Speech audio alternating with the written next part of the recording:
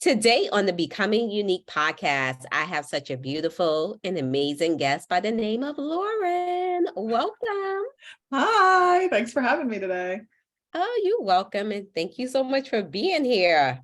I am so excited to get into conversation with you, but you're going to have to first start off by telling everyone who is Lauren. Yeah, so I am an integrative energy practitioner, and I help people reduce their stress and anxiety so that they can feel calm and at ease in their bodies. And I specialize in something called the emotional freedom technique. It's also referred to as tapping, and I think that's what we're going to be chatting about today. Hey, okay. Well, you're in the right field with helping people to relieve stress and anxiety. I feel like, the conversation about stress and anxiety is at its all-time high. I feel like when I was growing up, I didn't even know what these words were. It's true. We all have some level of stress and anxiety in our lives, whether it's, personal stuff or business stuff. There's always something that is that we can release, right? So Yeah, that we can feel better. and I feel like it's hitting, so, because I feel like my kids are like constantly stressed all the time. I'm like, do I remember being stressed when I was a kid? So definitely learning new techniques and helping, to help our loved ones and ourselves, address, what seems to be an everyday concern, which is stress Yeah, and anxiety. it's true. Yeah, it's so true. Our kids are really dealing with a lot of stress and Mhm. pressure. And I think some of that has to do with social media and feeling like they need to, keep up with their friends. And some of it's just schoolwork related. But yeah, my kids are feeling it too. Yeah. Okay, so yeah, I'm so excited to get well, I'm tongue twisted today, into today's topic. But before we jump into it, I have had such a huge focus around self-care on this podcast. And this season, I'm asking all of my guests, do they have an affirmation that they can share with us? Because affirmations are a strong part of my self-care ritual. Yeah, all the answers are within. That's one of my favorites. Yes. Yes. All the answers are within. Yes. Yes. Yes. And sometimes we need a little help accessing those answers, but we have it all. We have everything that we need. We just need to access those answers. Yes. Okay. Amazing. I love that. So let's get into it.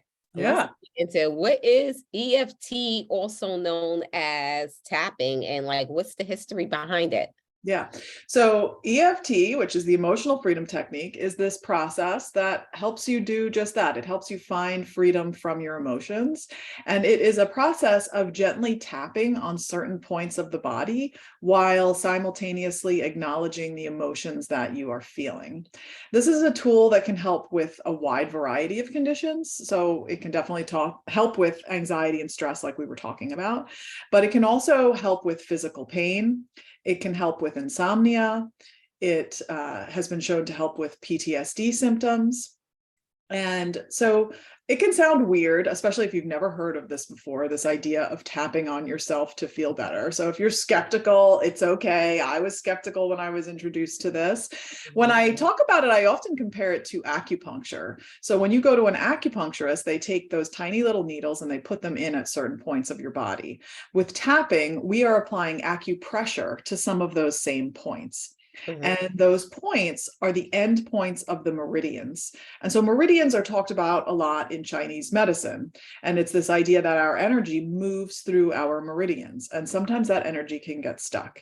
And tapping is one tool to help that energy get going. And I know that can be also a hard thing for people to wrap their heads around, like, oh, my energy gets stuck in my meridians. Like, what does that even mean? Yeah. But it's true. And while, if you went in for a scan, you're not going to see meridians in your body. In Chinese medicine, this is a widely accepted practice. But there also is a lot of studies that have been done that back up what's happening in the brain as you're tapping on these points to help you feel better and creating these new neural pathways that within the brain, so that we're thinking about things differently. Wow. so much to tap into. No pun. Literally. No pun intended. Okay, so we started off stress, anxiety, definitely topics that definitely we want to address within our lives.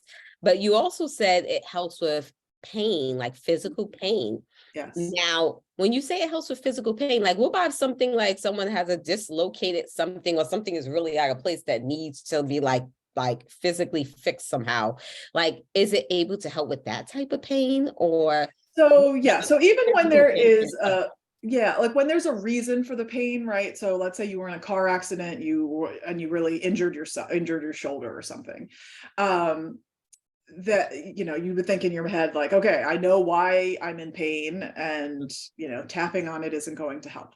Yeah. But what it does, it can help. And the reason is because a lot of the time, even when there is a reason for the pain, a specific event that happened, there's also an emotional component to the pain. And so Mm, what I mean by that is, let's say you have this terrible shoulder injury, right? And now you have restricted movement within the shoulder. So then mm, maybe there's this fear that comes up. Well, if I do this activity, am I going to be in pain? And then that causes anxiety, and that causes stress. And you kind of get caught in this fear, anxiety, stress, pain loop. And so tapping can help because it can help to break that loop, and it can help with the fears that you're having. And then, sometimes, and I think the best example of this, sometimes we hold on to our pain in a physical way, right? So, or our emotions can manifest themselves physically. And I think people can relate to that with stress and anxiety. So when you're stressed out and you're feeling overwhelmed, where do you feel that in your body? Most mm, people will have an immediate answer to that. They'll say, oh, I get chronic headaches, or my neck and my shoulders feel really tight, or some people get mm, stomach aches, right? But it's not just with anxiety and stress that happens. That happens with every emotion that we haven't allowed ourselves to process. So I mm, kind of think of it as this, when things happen, we have these experiences in our lives, and the experiences have emotions attached to them. And when the emotions are not acknowledged, and and when we're experiencing uncomfortable emotions, we don't like that. We don't enjoy that. So we shove it down and we yeah. distract ourselves with something else. Mm-hmm, And sometimes when we shove stuff down for a long enough period of time, it's mm-hmm. going to come out in some way. And sometimes that's emotionally, and sometimes it's physically. So even when an injury, has a distinct reason for it happening, there still can be that emotional component tied to it. Okay, so it's all within the title, EFT, Emotional Freedom Technique. Yeah. Um, how long has it been around? Because this is very new to me. So if I'm in my mid-40s and just hearing of it, I'm sure there's other people that's never heard of it before. How long has this been around? Like, is there a little bit of history behind it? Is it like an ancient practice, or is kind of like a new wave of an ancient practice? Yeah. So before EFT, there was something called TFT, thought field therapy, which was then adapted in the 1990s by Gary Craig, who developed EFT, which is a much simpler version of TFT. Mm, And so, yeah, there's definitely a lot of people that still don't know about it, but I do feel like it's growing. The mhm, awareness around it is growing. yeah. Um, so it's generally new, like, so yeah, early 1990s. Okay, yeah. So the 1990s, because a lot of times we be like, oh, this is ancient, Yeah. Chinese medicine from thousands of years ago. Okay, so this is good to know. So I think we have a good baseline on what EFT is. Now, when you were describing, EFT or emotional freedom therapy or tapping or techniques or tapping, you had mentioned the meridians. And what are the meridians? Yeah, the meridians are, I think of it as like our blood moves through our veins, and you can think of your energy moving through your meridians. And so when you go to an acupuncturist, right, and they're taking those little needles, they are the points that they're putting them in at are like the end points of where those meridians end. So each meridian has a starting point and an ending point in the body. And in Chinese medicine, each meridian is associated with with different organs in the body, and so it's just a different approach to health and wellness. Okay, but if we take an X-ray, we're not going to be able to see the meridians. It's kind of like the chakra system. It exists, but you just gotta just know know where it's at. Yes, exactly. Yeah, if you're not gonna see those show up on a scan or anything like that. No. Okay, and then like, is the meridian like, how the chakras like, oh, from this point to this point kind of system? Are the meridians like throughout the whole body, or is it just kind of like certain areas throughout the body? Yes, there are meridians that are throughout the whole body. They can run. They're long. They run. There's a book. It's easier to kind of visualizing it. And this is also something that's talked. I'm also a yoga teacher, so it's talked a lot about in yoga and in moving the energy, because just like how tapping helps you to move energy, yoga helps you to move energy, dancing helps you to move energy. Any type of movement can really help you to move energy. And so these meridians, I just pulled this book out that I have right here. So for those people that are looking on YouTube, you can see this.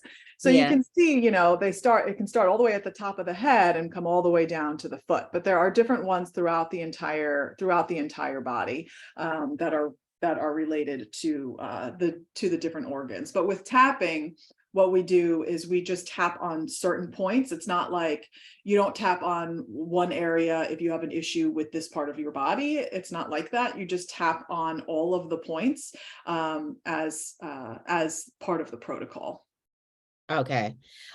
So now you have mentioned some of the benefits, like the stress, the anxiety, the physical pain, the PTSD. Are there any more benefits that tapping can, someone can benefit from doing the tapping? Yeah, I mean, I think it can also help you find that connection with your intuition, your higher self. It's really a process of connecting the mind and the body, really helping that communication system between the mind and the body. And I think that can open doors to a lot of different things, because oftentimes, too often, I think, when we feel something physically that's uncomfortable, right? Like I think about the time that I was training for a race and I was running and I started having this pain in my ankle, but I kept running through it, right? I think that's a lot of the time what people do. We push through the pain, we power through, we keep going. Yeah. And then the pain got worse. It wasn't just when I was running, then it started to be when I was walking, then it started to be when I wasn't walking at all, right? And because I did not listen, I was not listening to that. And then it turns out that I ended up having a hairline fracture in my ankle, right? And so that's an extreme case. But if we don't listen when our body is whispering, we are going to hear it scream. And that is on every single level. So tapping helps you to really tune inward and acknowledge your feelings, hold space for the emotions, so that you can move through them and then begin to think about them differently. And when we think about things differently, then we feel differently. And when we feel differently, we take different action. And when we take different action, we get different results. So, whether that's wanting to have the result of reducing your anxiety and stress, or reducing your physical pain, or changing beliefs that you've had that have been holding you back in your life in certain ways, that's another thing that tapping can help with, is like changing the negative beliefs. Like, so limiting beliefs like I'm not good enough, or who am I to do this work, or that just that loud voice, that voice can get real loud. That chatter.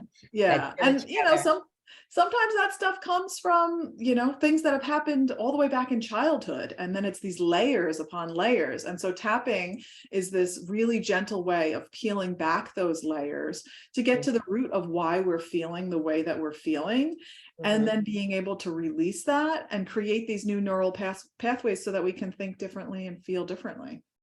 Yeah. Yeah, really good information. So you had said like when you do tapping, you don't necessarily tap on the location. Like let's say my shoulder hurts, I'm going to be like, oh, I'm just tapping here. We kind of go through all of the meridians when There we're are different, tapping. there's different point. I mean, if you want, I can The walk whole you point. through where the points are that we tap on. Yeah, I definitely want to do that at the end. I just want to Okay. probably just get a little more baseline Yeah. around the tapping, but I definitely when we close out this episode, I want to go through like some type of tapping series. Okay. So how fast can someone see the results? So like they're So like, yeah, it depends. And it depends on a lot of different things. It depends on the person. It depends on how long have they been dealing with this issue. Has this mm, been something that's been, plaguing them for years, or is it more of a new issue that's come up? How ready are they for healing? And that what I mean by that is sometimes we need to think about things a little bit differently. Most people, when you say, "Are you ready for healing?" They're like, "Yes, of course I'm ready for healing." Like you'd be hard pressed to find someone who wouldn't say that. uh-huh. But you need to be able to pause and reflect and think about things differently. And I always give this example of a client that came to me who was in a lot of physical pain, and we were doing some tapping. And when I paused and asked the question, is there any sort of benefit for you being in this pain? Can you think of any benefit? She didn't just immediately say no. She really stopped and she thought about it. And she said, well, because I'm in this pain, my kids are coming over a lot more often to visit me. Mm, And so then that opens another door, right? And so then it's like, okay, so if you're feeling well, is there a fear or a concern that your kids aren't going to be coming over? And then we can use those words and tap on the points with those words. And it's very much an organic process of, one thought leads to another. And so, yeah. your readiness to really look at things like that and think about things differently is going to impact how quickly you'll see results too. Mm, so interesting that you had asked her that question. Did you ask her the question, kind of knowing that was the like she was holding herself back from the healing process for I an wasn't deeper sure. level? Yeah, I think, sometimes I'll get like hunches or like intuitive Yeah, little, you know, taps, I'll call it. But yeah. I didn't know. I wasn't sure, but it's an interesting question. Like what, whether that's, physical pain or emotional pain, like what kind of benefit are you getting Mhm, out of this situation? And, a lot of the time we hold on to things as a mode of protecting ourselves, right? And mhm. we may do that consciously, right? And I think about like someone whose automatic response is to get angry, right? They flip a switch and they get really angry, and that anger is most of the time covering up some sort of hurt, right? Yeah. And so being able to really look at things a little bit more deeply, I guess, or shifting your perspective on it, or looking at it from different angles can really help you to see things differently. Yeah. Okay. So the timing with like seeing the benefits or the getting the healing effects of tapping, it's variable. It Yeah. depends on the situation. It depends on, where you are at with your healing process. Are you unconsciously holding back? Because, for example, not to use your client again, you unconsciously kind of want the sympathy, you want the flow of the sympathy. And I almost, not with your client, I just, when you said that, I just thought about, within life, sometimes I throughout the years I've looked, I'm like, are they looking for this attention, because they're in this vulnerable or weaker place? It's just, just interesting behind that. Okay, so can tapping be done wrong? So Wrong?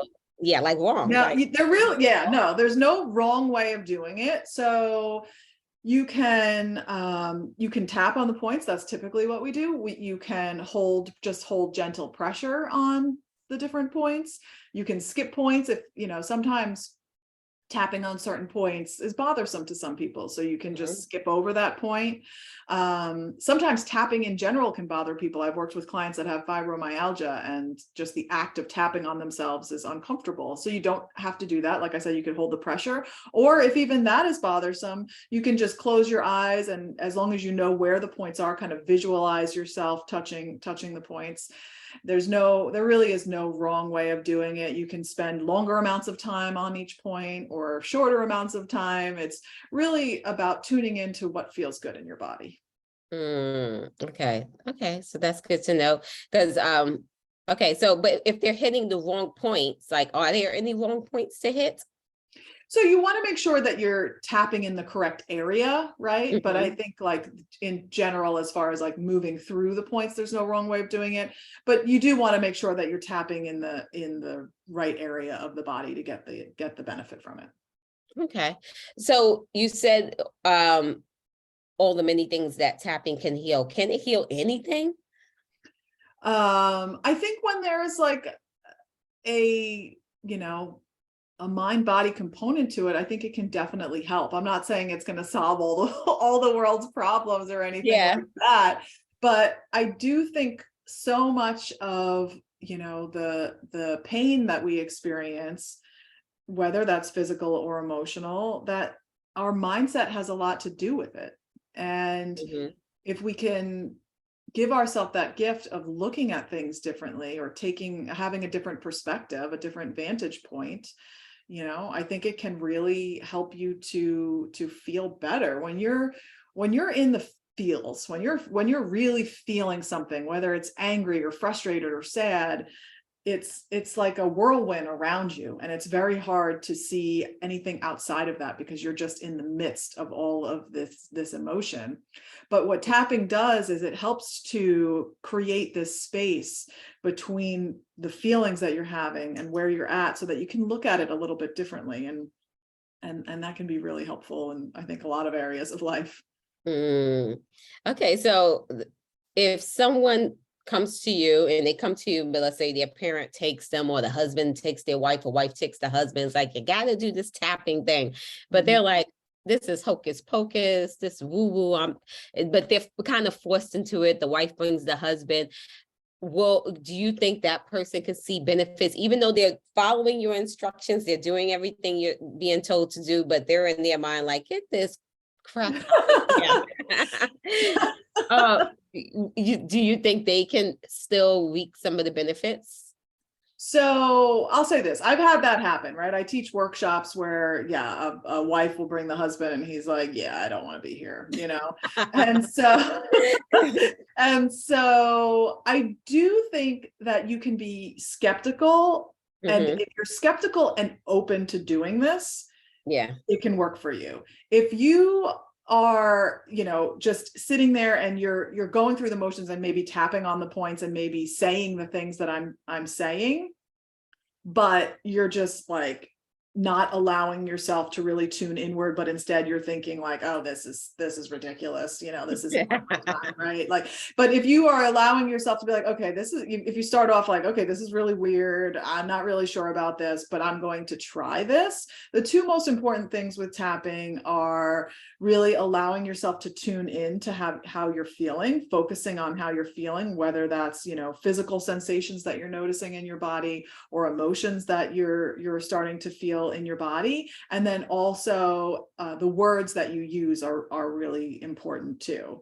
So I do think there has to be an openness to wanting to try it, because if you're completely closed off to it, then I don't think that when you're closed off to anything, you're not going to get the result that you want. Okay. Okay. So good to know. So you were saying that you kind of like, they're not really believing or saying the things you're saying. When you're tapping, are you supposed to be saying stuff like affirmations? Are you supposed to be talking, or you Yes. just go tap, tap, tap, tap, and then keep it moving? No, so you are tapping and you're speaking. So when you work one-on-one with a practitioner, you talk about whatever is going on, the issue that you're dealing with. So perhaps if you're dealing with an issue of feeling really anxious and overwhelmed. Maybe you are aware of why you're anxious and overwhelmed, but sometimes you're not. Sometimes it's just this overall feeling of just anxiousness and you don't really know what's causing it. So with tapping, you can start at that global level and just use words that like this, like, even though I'm feeling really anxious, I'm honoring this feeling. And we would tap on the pinky side of the hand 3 times. Even though I'm feeling really anxious, I love and accept myself. Even though I'm feeling really anxious and I'm not sure why, I'm open to seeing if tapping will help. And then we do what's called a reminder phrase, and we tap on the other points, and we'll say, I'm so anxious. I feel really anxious. All of this anxiety, and I might ask questions like, is there a place in your body where you're feeling really anxious right now? What does that sensation feel like? And then we could use those words. I feel this tightness in my chest. I feel anxious and I have this tightness in my chest. And then you continue to tap. The practitioner continues to ask questions. Does that remind you of anything, or any thoughts coming up? Sometimes, it could be something that makes sense to you, like, oh yeah, I have this project I'm doing at work and it's really overwhelming. So then you could tap on that.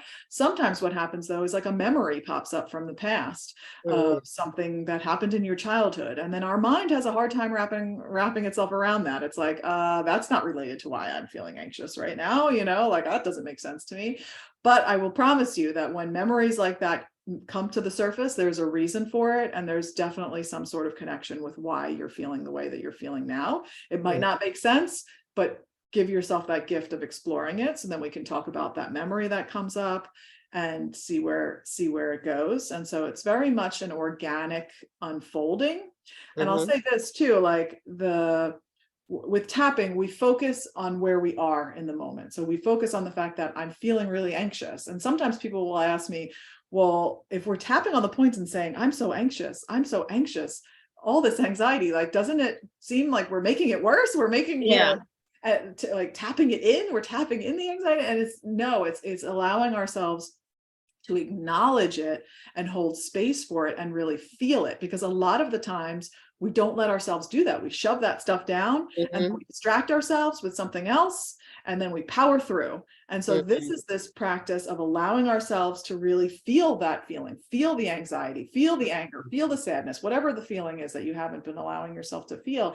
And then we slowly and organically will move towards that better feeling. So it's kind of the opposite of just saying a positive affirmation, because if you're feeling really anxious, you can recognize that. And sure, you could say like, I feel life is grand and easy breezy, everything's great, right? Like you could say that, but that's not how you're feeling. So there's a disconnect. With this, we just slowly are moving towards that better feeling until we get to that place where it feels authentic and true. Okay. Oh, okay. So it sounds like the benefit of working with a practitioner, like someone like you, is that they can work through whatever they need to work through, which will have the benefits of having the emotional freedom technique, opposed to me going to looking at YouTube. I'm just tapping on points, but yet I'm not really digging deeper.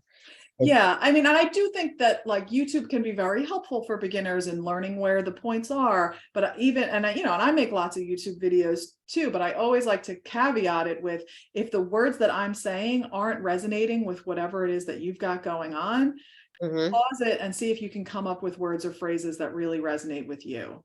And I think the added benefit of working with a practitioner is just having that outside set of eyes, a different set of perspective, and then also having somebody to hold that space for you as you move through the process. That can be really helpful and powerful too.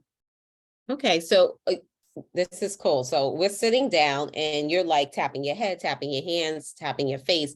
Are there other points, like it's like this area we're focusing on this video?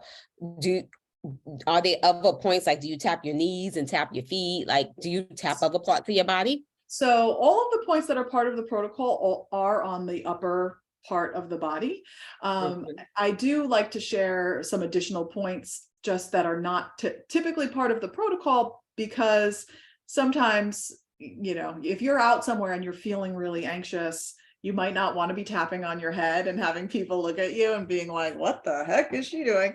And so there are other points that I do like to share. So there's points at the fingertips. So if you just take your index finger and thumb on either hand and then just squeeze at the bed of the nail on any finger, what's happening is that this, because there is science, I briefly mentioned that there is science behind this.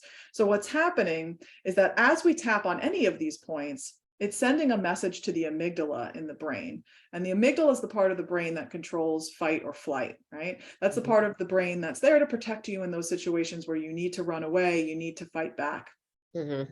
And in those situations, cortisol pumps through the body. Cortisol is the stress hormone.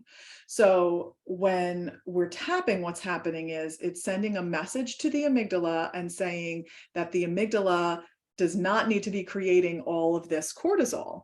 And Mm-hmm. so I use this, for those that are watching this on YouTube, I use what's called the hand model. So I'm making a fist with my hand and my thumb is inside my fist. And I pretend that the knuckles of my hand are the front part of my head, my forehead. And that's where our prefrontal cortex is. That's where we make our good sound decisions. So information comes up the brainstem to the prefrontal cortex where we make those good decisions.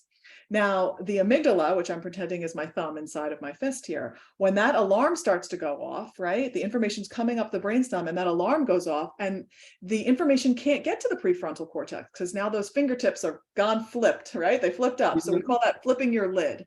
So it's those situations where you're so overwhelmed, you're so stressed out, you can't even think straight.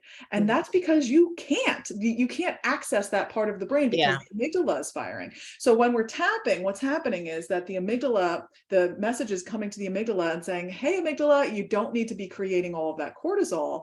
And then slowly the prefrontal cortex is coming back online. So now you can make those good sound decisions again. And the studies have shown that the tapping can reduce the amount of cortisol by up to 43%. And that's a really, really big number.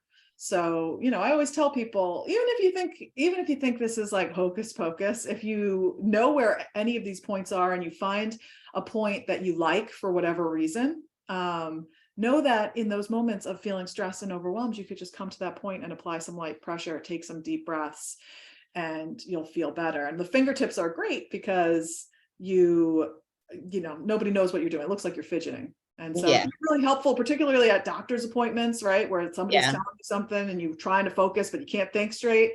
Take some deep breaths, squeeze those fingertips, you'll feel better. Oh, wow. Okay. So, I feel like I had like a couple of questions all from what you. Sorry, I kept on going. What you were saying, well, you just mentioned the cortisol, and the cortisol is also known for like when you're having that stress and anxiety, it contributes, what I hear, it contributes to like weight gain and like, and big belly and all that type of stuff. If you're focusing on the cortisol and doing the points, do people see weight loss from it as well too? Yeah, you can definitely use tapping to help with weight loss or to help with cravings. So, if you're someone like me who loves to binge on some chocolate at the end of the day, right? And a lot of the time it's like, you don't really need the chocolate, right? It's just like that urge to have it. If you tap on it to reduce that craving, get that down, and then you feel a little bit more calmer and in control, and then you're not eating it. And then, you have that added benefit of losing some weight too. Yeah. So do you say, I'm craving the chocolate? Because you have to face it. I'm craving chocolate. I really want this chocolate. Like, what are you saying to yourself? Yes, that's exactly right. So you would say, like, even though I really want the chocolate, I want to rip that bag open. I'm seeing if I can reduce the craving, right? Like, I really want the chocolate. And so you can, when I do that, it's like, okay, I'm going to go into it with the mindset of, I'm going to tap for 5 minutes. I'm going to see if I really still want it. And so the other thing that I didn't mention with tapping is that we give ourselves a number. So whether it's like the desire for the chocolate or the level of anxiety that we're experiencing, we give ourselves a number on a scale of 1 to 10 of how intense it is. And then as we go through the tapping process, we're continuing to check in with that number to see how it's reducing. And so after you do a couple rounds of tapping and you check in and you say, okay, I feel a little bit calmer. Maybe it's not really the chocolate that I want. There was a video that I saw of a woman who had this. She loved Coke, right? She just loved soda. She was drinking excessive amounts, like liters of soda a day. This was at a tapping event. They invited her up on stage. and they asked her, how bad they put a Coke in front of her, like, how bad do you want to drink that right now? She really wanted it. And so they're like, oh, I didn't drink it. What do you like about it? So she's describing, she loves the burn of the bubbles, and it just makes her feel good. So then they start tapping through the whole process and how she loves it so much. And then the practitioner asked the question of what does it make you think of? And she says, oh, it makes me think of summers at my grandmother's house, sitting on the porch, drinking Coke with her. And so she had this association with drinking Coke, with feeling this love from her grandmother. And so once they kind of unpacked that and continued to tap on it, and she had this new awareness of, oh, it's not really the Coke that she's craving. It's that feeling of love from her grandmother that's she's calling to. And so by the end of this whole tapping session, they asked the woman, do you want to take a drink of the soda now? And she was like, no, I really don't. They're like, well, take a drink anyway. And so she takes a sip of it, and she's like, oh, it burns. Like it wasn't the same, It's a different experience. Oh my goodness. Yeah. So again, it's like creating those new pathways. So you start to think about things differently, and then it feels differently, and all of that. Wow, emotional freedom techniques. So now we're addressing, when we're tapping, we're addressing what the issue is at that point. Do we ever, like, if we like she came over the soda, like, oh, does she still go back just to make sure she doesn't get back to that craving again, saying, I'm grateful that I done gave up that Coke. I'm grateful that I gave up. Like, is she saying that? Does it ever get to a positive, place of talking, or is it just constantly staying in the place of addressing the issue? So we're addressing the issue, and then we are moving towards that positive. So if it feels true, and to say, like, I don't really want it right now. Oh, that's weird. I don't really want that Coke right now. That feels good. I feel like I'm more in control. It's, something shifting here. You can absolutely use the positive words. The key is only using the positive words when that really feels true to you. So it's moving from that negative to the positive. So as a practitioner, you're questioning them and helping to dig deeper. If she was doing the freedom technique by herself at home, she wouldn't be like, well, asking all those deeper questions. Now, can we prepare ourselves knowing, okay, I'm about to go tap. Should I just write me a list of questions so I can keep digging deeper? Or I think it can be really, I find it more helpful to kind of just go into it with an open mind and see where the thoughts go, because the thoughts are always going to go somewhere. It's like this connecting of the dots, and you never really know where that next dot is. So just being mindful of what you're feeling physically, and then what you're feeling emotionally, and then where the mind goes, and then just coming up with the phrases based on that. Okay, cool. So we know we want to do tapping, if we're definitely in the state of anxiety. We can let me take my techniques out my purse and start using these. And then also if they have an appointment with a practitioner, like, oh, it's Thursday at 2, I do my tapping today. But do we also do tapping as a part of our daily routine? Like, how often should we do it, and so on? Yeah, I would say the more the better. The more that you practice tapping on a regular basis, the easier it's going to be to implement in those situations where you're feeling really overwhelmed and stressed out. And it can be a really wonderful self-care practice of just at the end of the day or in the morning, whenever you can make time for it. There's no right time to do it or anything like that. But at the end of the day, it could simply be, speaking and tapping out loud about what happened that day, right? So maybe there was something where your boss said something to you and it made you feel a certain way, and you could just tap and talk and say, I can't believe he said that to me. Who does he think he is? He should, go whatever, saying however it is you feel, whatever's coming up, as if you're calling a friend and telling them about your day. You can just tap and talk, and doing so is helping to release some of that energy, so we're not holding on to it. And even just a couple minutes a day is going to be beneficial for you. It doesn't have to be like you have to sit down for an hour and do this. A couple of minutes, and you'll be more likely to utilize it in those times when you really need it. Yeah, and I guess you'll just get better and better over time with the language you're speaking with yourself and understanding how to get through, this conversation. But we're pretty much having a conversation throughout the whole tapping experience. And the tapping experience is only about 5 minutes. Yeah, if you don't, it doesn't have to be 5 minutes. You could do it for longer, and it's really dependent upon, like, if you are feeling intensely, and any intense emotion, you want to tap until that number comes down to a more comfortable number. And so sometimes it can just be a couple minutes, and sometimes we need to do it for a little bit longer. Okay. So I know we're gonna practice a little tapping on me in just a moment, but I did look on YouTube, and I started doing some tapping, and I felt like, now I can't remember what part I felt. Maybe I was underneath my eyes or underneath here. When I started doing it in one particular area, I started to feel like a tingle or a different sensation that I didn't feel in the other areas. The other areas felt normal, but actually on like one hand it felt kind of normal, the other hand I felt more sensation. When you feel like a sensation or a higher vibrational tingle, that's kind of like, oh, that feels different. Is that of any concern? No, it's not of any concern. It might just be, and if it's a sensation that you like, it might be like, oh yeah, I like that point. I don't know why, it just feels different, and that's going to be my go-to point. And then, with physical sensation too, if there's other things that are going on in your body, if you're tapping on this one point and then you're really noticing another sensation in another part of your body, that's just an indicator of, let's give attention to that area, and we can get as specific as we can when we're using our words. That's another important factor, is really trying to get as specific as possible. You can start off at a global level like we talked about, and as we continue to tap, you want to get as specific as possible to get to the root of what's really going on. Okay, so I'm having shoulder pain. Okay. I don't have an accident or something happened to me in reference to the shoulder pain. I've done last year, like I did like this time last year, I was doing physical therapy for X amount of months. I mean, there wasn't any different. And actually it was on one shoulder, and now it shifted to the other shoulder. And when it shifted, I said, this is deeper, because I was like, before, did I do something? Like, was I in yoga?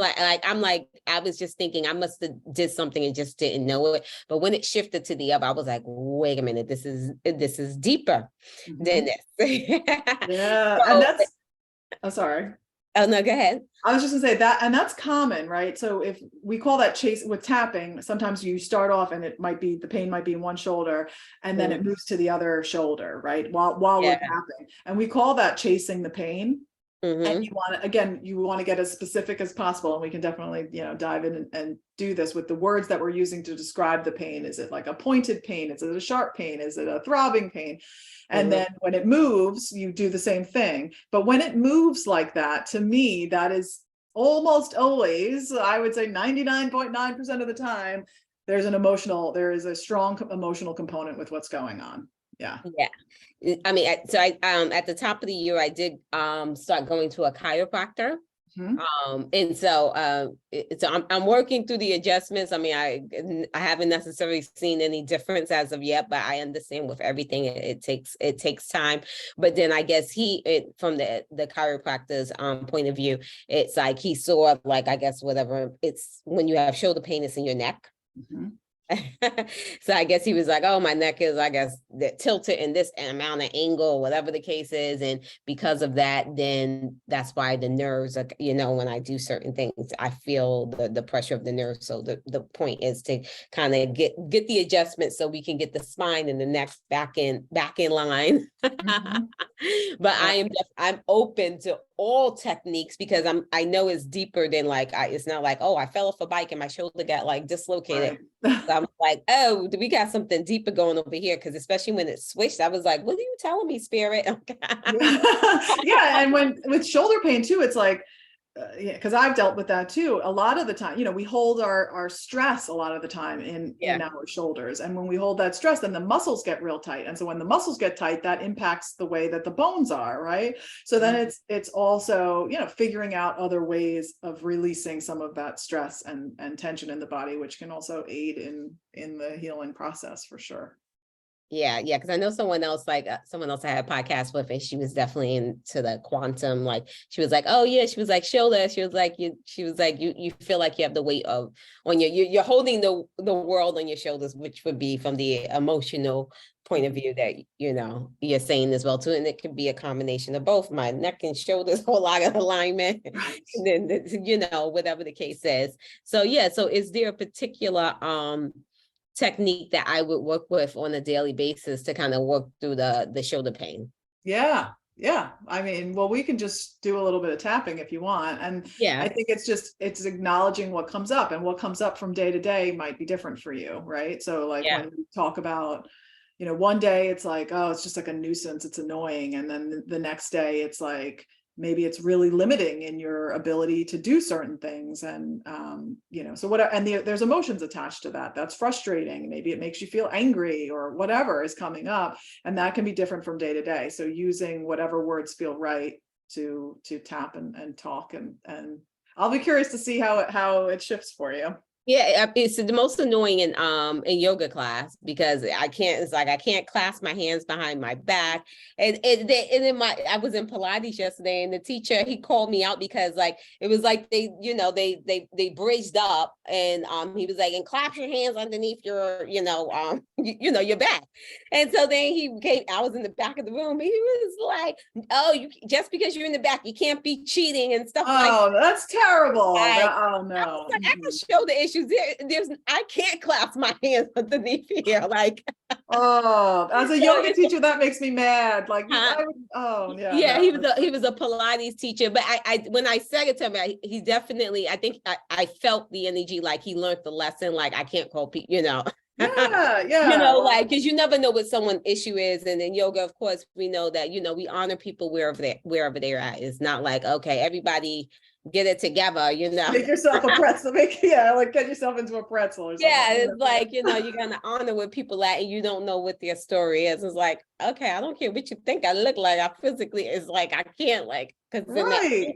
that pinching is like, no, Mm. you're not going no You further. gotta listen to your body. Yeah, totally. Exactly. So All yeah, right. so Should we let's tap? see. And what do I do with the tapping? All right. So basically I tell people it's like Simon Says. So you tap where I tap, and then you repeat after me. Mm-hmm. And so my job is always to kind of reflect back the things that you say. So if I ever say anything that doesn't really jive with how you're feeling, or it's not hitting, we can change the words. You can just stop me, or you can just change the words yourself to something that feels more in alignment. Mm-hmm. Okay, so it's your right shoulder that's bothering you? Yeah, currently the most pain is in the right shoulder, but the left it's better than it was last year, but I did also get a steroid shot there, Okay. but but the right one is definitely the piercing pain when I do those movements. Okay. And how does it feel right now on a scale of 1 to 10, with like it bothering you, 10 being the most bothersome? When I'm sitting here just talking to you, Yeah, there's just right. Yeah. absolutely no pain. If I need to go hook my bra, it's a different story. Okay. Okay. So it's So like moving it back like that. yes, going back, it's definitely Like challenge. us. So is that like a 10 if you try to do that, or is that? Yeah, it's like a good solid. Is it like a 7 for like getting dressed is like a nuisance. Like Yeah. or if I have a tight jacket on, I'm like, oh, help me take this off my shoulder because I can't I'll ask Yeah. someone to like pull the sleeve for me. Okay. And how would you describe the sensation? It's pinching. It's Pinching. like it's like I feel the nerves like pinching, like it's like a complete restriction, like it makes me stop, like, oh nope, can't go any further. Yeah. Okay. It's not necessarily let me just push through. It's like nope, stop. Yeah. Okay. So it's definitely frustrating. Yeah. Okay, so we're going to tap on the pinky side of the hand, and it doesn't matter for those that are listening. It doesn't matter which hand you tap with. I tend to tap with my right hand onto my left because I'm a righty, but you can do it either way, or you could switch back and forth if you like to.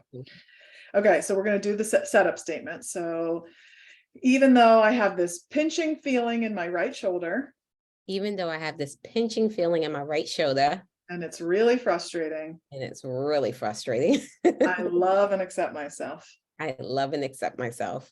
Even though I have this pinching feeling in my right shoulder. Even though I have this pinching feeling in my right shoulder.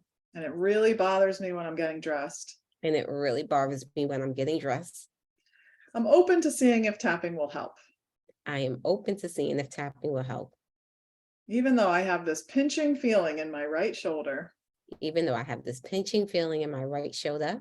And I've been dealing with this for how long now? Like 2 years now, I feel like. It first started on the other shoulder and now it's on this one. So yeah, it's like a good 2 years. And I've been dealing with this for 2 years. I've been dealing with this for 2 years. I'm honoring all of my feelings.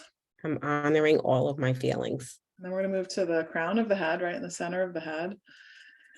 This pinching feeling in my shoulder. This pinching feeling in my shoulder. Coming to the eyebrows. It's really frustrating. It's really frustrating. Sides of the eyes. This pinching feeling is really frustrating. This pinching feeling is really frustrating. Under the eyes. I've been dealing with it for 2 years now. I've been dealing with it for 2 years now. Under the nose. This pinching feeling in my right shoulder is so frustrating. This pinching feeling in my right shoulder is so frustrating.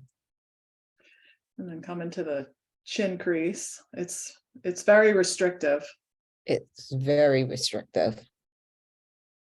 And then come into the collarbone. This pinching feeling in my shoulder is very restrictive. This pinching feeling in my shoulder is very restrictive. And then we're going to go under the arm on the side of the body, like the center of the bra strap. This pinching feeling is very restrictive. This pinching feeling is very restrictive. I'm not sure I understand. My watch. Very much start responding. And then the back of the hand between the pinky and the ring finger. This pinching feeling is really restrictive.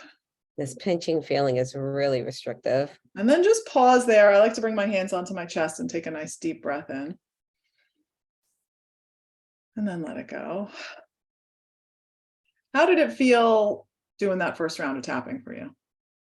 I definitely felt like it was, I felt like I was moving energy. I can say that. Like, I feel like, the residue of like me tapping. We tapped on our arm so long, I almost felt like my arm was like getting like, oh my goodness, you know how you have a weight in your hand? It's like, weight down, like, okay, like, am I getting weak here?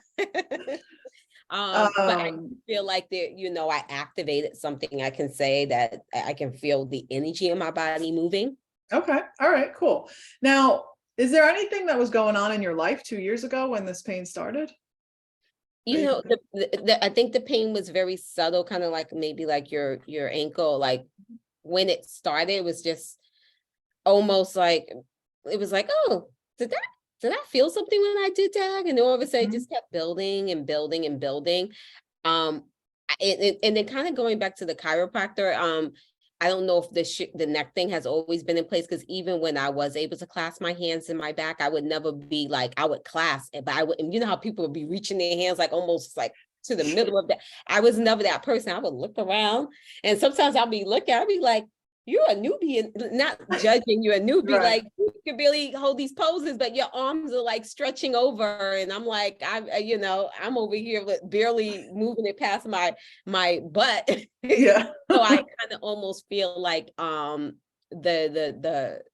neck thing kind of made sense to me. And even like with like shoulder stand, I'm like, I've never been able to do a plow.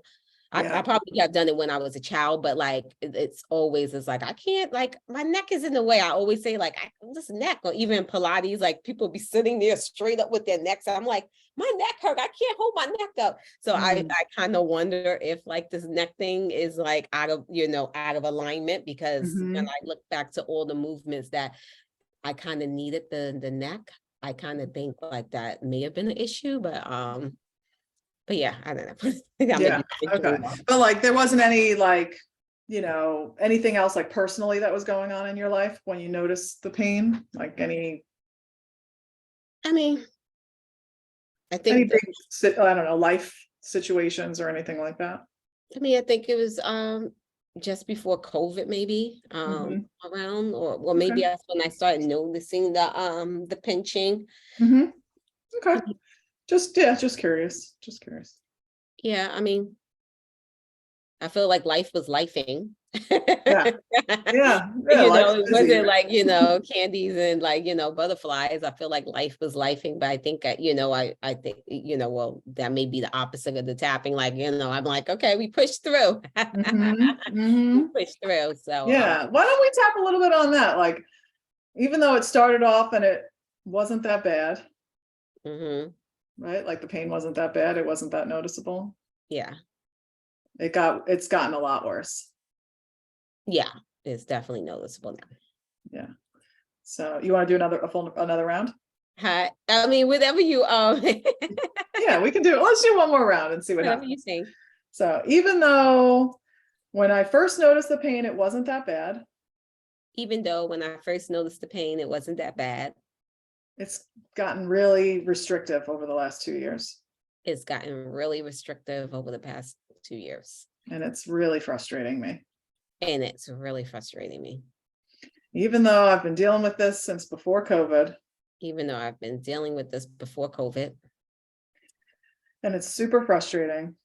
and it's super frustrating. I'm honoring this feeling of frustration I'm honoring this feeling of frustration. coming to the top of the head. This pain has been really limiting, This pain has really been limiting. coming to the eyebrows. This pinching pain has been really limiting. This pinching pain has really been limiting. Sides of the eyes. It's really frustrating me. It's really frustrating me. Under the eyes. I can't clasp my hands the way I want to in yoga class. I can't clasp my hands like I want to a yoga class. Under the nose, and it's so frustrating. It's so frustrating. Do you feel like the frustration do you feel that frustration in your body too? I feel limited. Limited? I feel very limited. And I feel like, I was ready to really grow my yoga practice more. And I feel like there's a lot of limitation without having the mobility of my shoulders. Yeah. Yeah. So, Is there like a fear of hurting yourself more? no, I don't think it's a fear. But I just, I don't think it's a fear, but it was humbling. Mm-hmm. It Yeah. was it was humbling because I really feel like when I walked into the yoga practice a few years ago, I feel like I rapidly I went from like being like, oh, a complete newbie, and then like rapidly like grew within a year of my practice. And then Mm, I was just like, wow, like if I keep moving at this pace, and now I almost feel like I'm almost at the beginning again. So I was yeah. like, oh, this is humbling, Mhm. um my practice, because I really feel like, I feel like you need these shoulders for a lot. Yeah. It's very limiting, and I almost feel like I'm weaker now without Oh, okay. Yeah. the mobility of the shoulders. Mm, okay. I think there's something there with this, like it makes me feel weaker. Does that bring up other emotions for you when you say that? No, I don't think so. Okay. I do feel like you would have a long practice. How long are your practitioner? Um, Typical sessions are about an hour. okay, because I feel like, you would have to dig deeper than this, Mhm. like Yeah. 10 minutes of Yeah. practice on the podcast. Yeah. And sometimes I say maybe I needed the humbling, maybe, even though I don't think I was cocky or anything like that. But sometimes I felt like God was like, oh God, are you humbling me? You tell me to slow down. uh, Yeah. you know, Well, I think that's true. I think when our body speaks to us sometimes, it's like mhm. knowing when we need to slow down and knowing when it's just a form of resistance for whatever reason, and that it's okay to push forward, and having to be the ability to discern between the two, and Yeah. that slowing down is okay, because I think a lot of the time society is like, that's not okay, right? Like you Yeah. have to keep going, you have to keep pushing. So Yeah, everything that you were saying about like it being humbling and maybe a sign for you to slow down, like that would be something that I would want to explore more. Yeah. We went continued with this, but you can just pause there and take a deep breath and just notice if there's, I know you said just like, sitting there, you don't really feel the pain, but I don't know if there's anything else that you notice after doing a little bit more of that tapping. Yeah, like I said, the tapping, I feel like I still feel myself tapping my under eyes, like you feel like, those little leftover sensations. But I do see how you speaking someone, asking them these questions, how they, but I feel like you can't do it in 10 minutes. I feel like you definitely have to, dig deep, phoning it to so I do see how this can be very beneficial to allow a person, because then they probably compressed all of it, and then you have to bring it back up for them. They have to you have to bring it out, and then I guess so once they bring it up and bring it out and they're addressing it, do they start to see a shift in, like if they're dealing with headaches or something, then that's when they start to see the shift, once they were able to free themselves of this information that they didn't even know they were compressing? Yeah. I mean, and that was a lot of my personal story of when I was first introduced to this, because my stress and anxiety was so bad, and that was manifesting itself as really bad flare up of TMJ. And in my first tapping session that I had with a practitioner, we tapped, when I found this out that this could help with pain, I was very intrigued by that. And as we continued to tap on how frustrated I felt that I couldn't eat certain foods and all of this was happening, all sorts of different emotions came up, but anger and resentment were two big ones. And once that became clear and I was able to, create that awareness around that and continue to tap, by the end of the session, I had gone from an 8 to a 2 on the pain scale, which totally blew my mind. And that was enough in the same session. In one session. And wow. and I will say that that's not always typical, right? That's not, something that happens for everyone. But when that happened for me, it became abundantly clear that this pain that I was experiencing had a lot of emotional components to it, because I had been doing all sorts of things to try and help the pain, from going to the dentist and putting in a night guard and doing massages and putting peppermint oil and all sorts of things, not eating certain foods, and none of it was really moving the needle. But then I tap on all this anger and resentment that I didn't even know was really there. I had a big shift. And that's not to say that like it was gone for forever, but I have not had a flare up like that since. So yeah. Okay. Yeah. So I definitely feel like if we was in the session, we can probably dig deeper. And then also I'm on the podcast, so it's like, am I going to be going all the other? Right. Yeah. You're feeling comfortable, like feeling comfortable. Yeah, all of that. Yeah, it has plays a part. Yeah. Okay. So, but we kept tapping, I guess, in this general area. So this is kind of like where a person wants to kind of like go with their tapping, like in this general area. Yeah, so, those are all points of the protocol. Yeah. Those are all the points. Were there any points that we didn't touch? No, those are all the points that are in the protocol. But like I said, there are additional points on the body, like the fingertips, that aren't necessarily ones that you always do. But if you like, you can incorporate those in. As well. Okay, so that's good. Okay, and then at any age, anyone can tap, so you can tap with your kids and all that. Oh yeah, I can't. And the littler one, the younger ones really like it. They think it's fun. I've done it with my kids. I've taught workshops for parents with their kids to help them tap. But it can be a really powerful tool to get that energy moving. And sometimes kids have a really hard time of verbalizing how it is that they're feeling, and sometimes the tapping in itself can be enough to help get things moving. Beautiful, beautiful. So, okay, this has been amazing. I thank you so much for opening the door of tapping to me and my audience. And now we really have, like, I think a thorough, clear understanding around what tapping is. I mean, definitely share with everyone your contact information. I mean, I'll have it in the show notes and stuff like that, because I'm assuming you do everything virtually for like an hour. Like you said, a Yeah. session like an hour. So someone to help someone kind of push the needle with like addressing in that pain and so on. Yeah. So my website is mindshiftwithlauren.com. And you can also find me on Instagram if you just search for Mind Shift with Lauren. And I have a free masterclass that you are more than welcome to join. It's about an hour and goes into a lot of detail, but with the science, and there's a whole tapping practice that you can walk through, and you can access that by visiting mindshiftwithlauren.com/masterclass. Amazingness. So I can't let you leave yet, Okay. because I have to ask you, what does becoming unique mean to you? To me, that simply means aligning with my higher self and following the soul nudges, those little taps from the universe, and really listening to myself, getting quiet and listening to myself. Beautiful. Aligning with yourself and getting quiet. I love it. Oh my goodness. You have been nothing but amazingness. I thank you for showing up for the Becoming Unique podcast. Thank you so much for having me. This was a lot of fun. You're welcome.